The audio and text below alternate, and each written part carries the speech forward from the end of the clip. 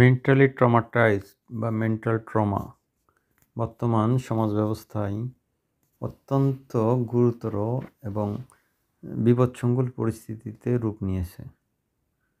উদাহরণ হিসেবে বলা যায় যে করোনাকালীন সময়ে মানুষের এমন মানুষ কখন কে মারা যায়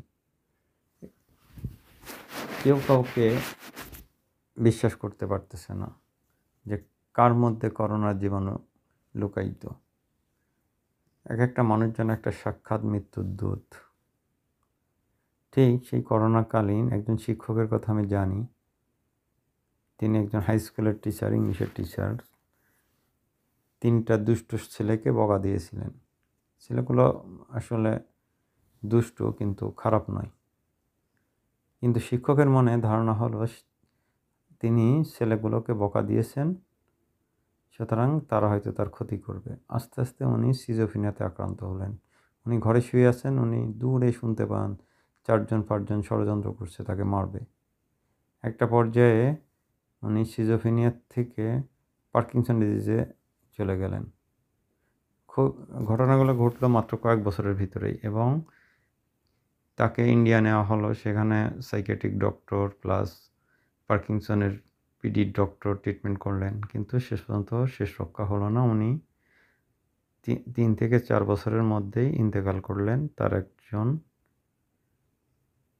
একটি মাত্র মেয়ে, স্ত্রী বিধবা।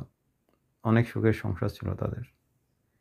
এই মেন্টাল ট্রমাটা এতই ভয়ঙ্কর, আর এই মেন্টাল ট্রমাটা এখন সমাজের রন্ধে রন্ধে অনেক মানুষকে কুরে কুরে খাচ্ছে।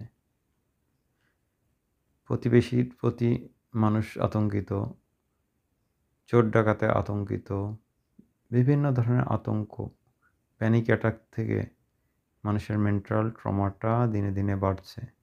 এর ভিতরে বাচ্চারা আবার হরর মুভি দেখে, তার থেকেও তারা রাত্রে ভয়ঙ্কর স্বপ্ন থেকে। এটাও একটা মেন্টাল ট্রমা জন্মগতভাবে সে নিয়ে নিচ্ছে বাল্যকাল থেকেই।